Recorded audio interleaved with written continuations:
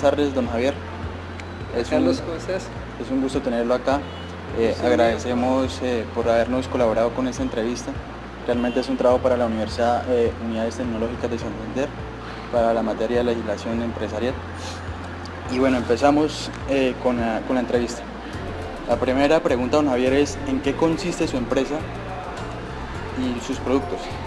Porque nosotros somos una constructora, nos hemos enfocado en la construcción de vivienda para los estratos 4, 5 y 6 de la ciudad. Ese es nuestro foco. Tenemos una visión un poco más amplia, pero vamos por etapas. La idea es ser una urbanizadora, más que constructora, pero en este momento estamos construyendo. Perfecto. ¿Cuál es la diferencia entre ser constructora y urbanizadora? Las urbanizadoras colonizan,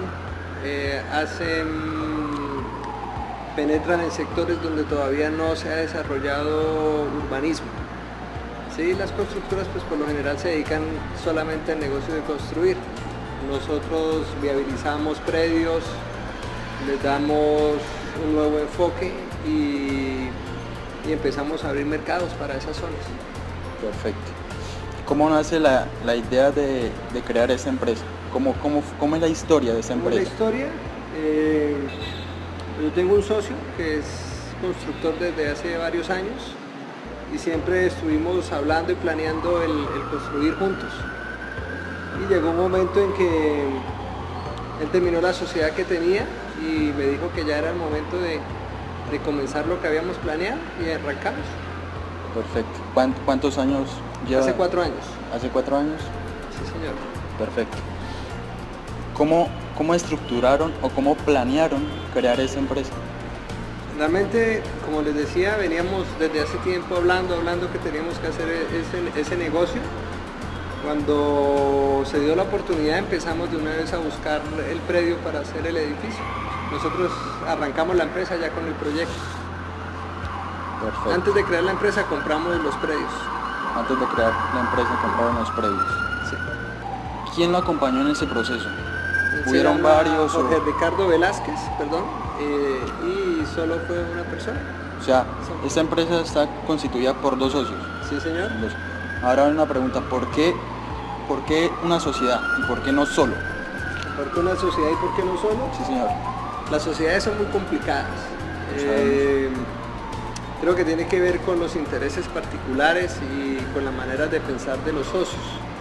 Yo ya tuve varios intentos de hacer sociedades y la verdad pues terminábamos, pero no terminábamos, aunque terminábamos en buenos términos, no era el ideal de lo que perseguíamos. ¿Por qué socios? Porque es mejor 2 que 1, porque si uno cae el otro levanta. Y hacer empresa no es fácil. Hacer empresa en Colombia no es sencillo, entonces es bueno tener un acompañamiento, es bueno tener diferentes enfoques y ángulos con respecto a un punto. Y lo otro es que se puedan soportar, o sea, que puedan apoyarse el uno en el otro, cosa que uno no tiene con un empleado. Con un empleado puedes tener otro punto de vista, puedes tener un apoyo en ciertas áreas, pero cuando las cosas no están bien es cuando se necesita principalmente ese socio. ¿Cuáles son los principios principales que debe tener uno para tomar esa decisión de crear una empresa?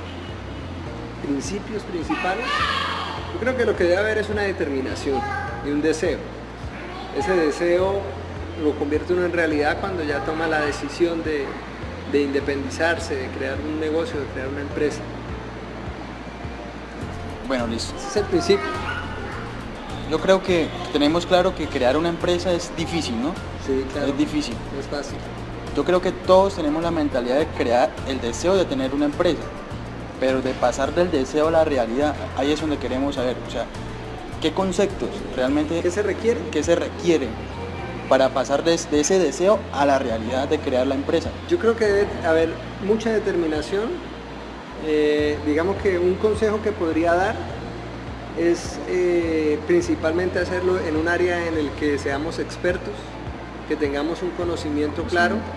Hay un dicho que dice: el zapatero a sus zapatos, y realmente si hay un deseo de hacer, empresa es preferible hacerlo en el área en el que eres fuerte, en el área que conoces, donde ya tienes de pronto un manejo del negocio, conoces proveedores, sabes lo que los clientes quieren, o tienes una idea de lo que los clientes quieren, pero eso no es una camisa de fuerza.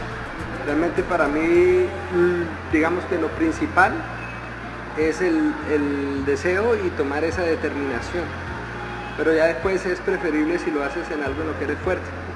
Puedes darte el espacio para tener una curva de aprendizaje y lograrlo, pero ese es realmente lo que necesitas. Mucha gente se frena porque piensa que se necesita dinero, y yo creo que se necesita más conocimiento, intuición y perseverancia que dinero. Buen consejo. ¿Por qué decidió ser empresario y no seguir siendo empleado? Siempre lo deseé. Siempre decidió ser empresario. Sí, siempre lo deseé. Creo que me gusta el lograr cosas más allá de las normales. Y siempre como que en el corazón hubo ese deseo, inclusive pues desde la universidad. Ya era emprendedor, tenía mis negocios. Entonces siempre ha sido empresario. ¿Sí? Siempre he sido empresario. Bueno, y en esa vida de empresario, ¿cuáles han sido las dificultades o crisis como empresario? Yo creo ¿Y que cómo ha salido de ellas? Bueno, la principal crisis y el principal consejo, cuando yo les decía que si van a montar una empresa que sea del negocio que conocen, es porque yo me hice empresario desde que salí de la universidad y me hubiese gustado más haber aprendido en otro negocio, tener una persona que me supervisara, que si iba a meter la pata que la metiera en el negocio de otro y no en el mío. Eso digamos que es lo que me gustaría que hubiese pasado. Entonces, volvamos a la pregunta para poderle contestar específicamente. ¿Cómo era la pregunta? ¿Cuáles han sido las dificultades o crisis que ha tenido? Las dificultades han sido la falta de experiencia. El no tener a alguien que me corrija. El tener una curva de aprendizaje y no tener de pronto el espacio económico para soportarla. ¿Sí? Entonces, yo creo que son cosas que se pueden hacer y que se pueden lograr más fácilmente con la experiencia. Esas son las principales dificultades, la falta de experiencia, de conocimiento y de experiencia. Perfecto. ¿Qué tipo de sociedad tiene con sus socios? Nosotros creamos una sociedad SAS. SAS. ¿Nos podría explicar sobre esa sociedad? Pues realmente lo que sé es solo el nombre. El contador fue la persona que nos recomendó que lo hiciéramos de esta manera. Entiendo que es lo que está principalmente usándose hoy. Sí, ya la sociedad limitada pues ya como que quedó en el pasado, y ahora lo que son, digamos, estas sociedades anónimas, las que están realmente usándose y se están creando en este momento. Pero la razón principal fue la recomendación del contador. O sea, ¿podemos decir que esa decisión la tomó el contador? Podemos decir que esa decisión la tomó el contador por nosotros. Gracias. Perfecto. ¿Cómo ha sido la evolución de su empresa? ¿Cómo ha ido creciendo? Nosotros realmente nacimos con el proyecto de la construcción de un edificio. Queríamos hacer un edificio primero de 5 pisos y se nos dio la oportunidad, encontramos unos predios, compramos 2 casas, las unimos para hacer un proyecto ya más grande de 11 pisos. Con ese proyecto arrancamos hace aproximadamente 7 meses que entregamos ese proyecto, y hace año y medio invertimos de nuevo en un proyecto ya de urbanismo, que es lo que nosotros deseamos hacer.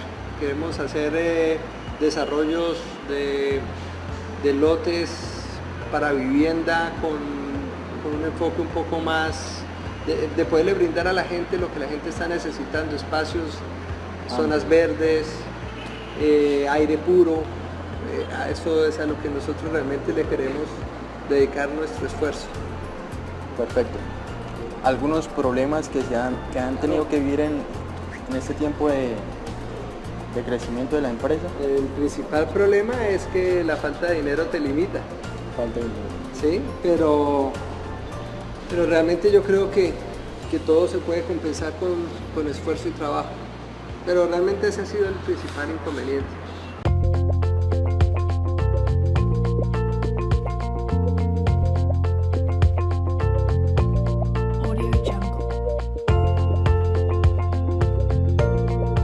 Bueno, Javier, mucho gusto. Mi nombre es Kevin Moreno. Javier. Vamos a terminar de hacer las preguntas de la entrevista, si le parece. Yo tengo una duda, y esto es más personal de que lo que nos pusieron a preguntar. Siempre que uno empieza un proyecto, solo o acompañado, es blanco fijo para las críticas. La gente siempre va a tender a atacar. En cualquier proyecto, y luego por experiencia, la gente siempre va a tender a atacar con críticas. En su empresa, en su proyecto, se vio vulnerable o atacado por críticas de la gente, y si fue así, ¿cómo pudo sobrellevar y sobrepasar esas críticas?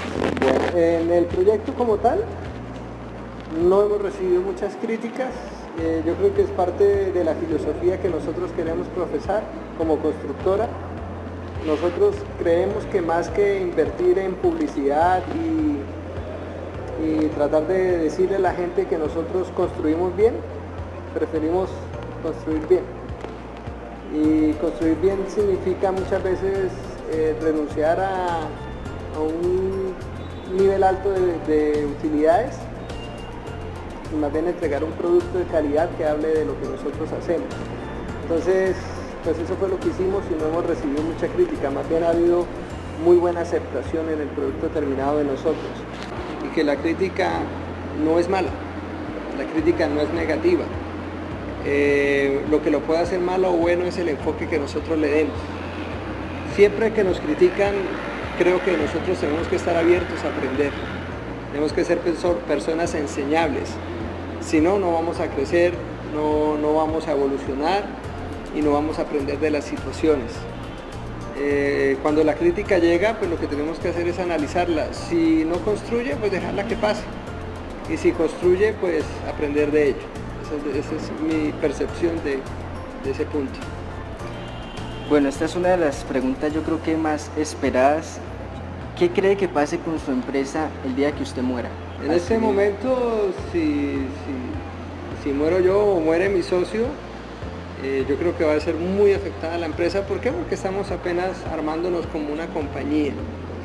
Pero lo ideal es que el día que uno no esté, la empresa siga adelante. Yo creo que un buen líder es el que principalmente se nota cuando no está, el que no se nota cuando no está. ¿Sí? Entonces yo creo que hay que estructurar muy bien las cosas y hacer que funcionen con uno y sin uno. ¿Vale la pena pasar de empleado a emprendedor? Yo creo que sí vale la pena. Yo creo que la pregunta es ¿cuál es el tiempo correcto para hacerlo? ¿Sí? ¿En qué etapa de mi vida estoy? ¿Con qué cuento para hacerlo? ¿Qué recursos tengo? ¿Qué fuerza tengo? ¿Qué aliados tengo? Son las preguntas más bien a hacerse, pero indudablemente dejar la estabilidad de un empleo y ser un emprendedor es un riesgo alto, pero vale la pena tomarlo. La importancia de salir de la zona de confort y arriesgarse a nuevas cosas. ¿Alguna vez pensó que podría llegar a donde está hoy? Siendo honestos, todavía nos falta mucho para llegar a lo que hemos pensado. Creo que tenemos una visión clara de lo que queremos ser y vamos paso a paso, a pasos agigantados en ese proceso. Creo que soñar no cuesta, pero planear sí. Entonces, ese es, digamos, un consejo importante. Uno debe soñar y soñar con ser grande. Nosotros soñamos con ser la principal constructora del país. Estamos haciendo lo que tenemos a nuestro alcance para lograrlo. Y bueno, ya para finalizar, allá nos están viendo unos estudiantes que en un futuro queremos montar nuestra empresa, ser los gerentes, los dueños de nuestra propia compañía. ¿Qué consejo le da a todas estas personas que estamos preparándonos para llegar a ser empresarios? ¿Qué consejo? Bueno, yo creo que dos cosas. Primero, que ser gerente no significa trabajar menos, significa trabajar mucho más. A veces queremos ser gerente porque creemos que mandar es sencillo y que los gerentes trabajan menos que los empleados. Yo creo que eso implica el doble de esfuerzo. Entonces eso es lo primero, tener claro que es un esfuerzo grande y que no se hace para descansar, no se hace para tener tiempo de sobra, se hace porque se tiene en el corazón y porque yo creo que es bueno nosotros retarnos y entender de qué somos capaces. Y el consejo principal, que tengan a Dios metido en lo que hacen, que no es lo mismo cuando uno lo hace en las fuerzas de uno y cuando Dios está respaldando las cosas que se hacen, y que siempre tengan presente que se requiere tiempo, que se requiere dinero y que se requiere paciencia para lograr los éxitos. Que si en el primer año no se dan, si en el segundo año no se dan, si en el tercer año no se dan, no pasa nada. Tenemos que seguir esforzándonos y creyendo en lo que nosotros somos. Ese es el principal consejo que les puedo dar. Bueno, y con esto terminamos. Don Javier, muchísimas gracias. Bueno, un gusto. Muchas gracias por su colaboración. Y saludos a todos.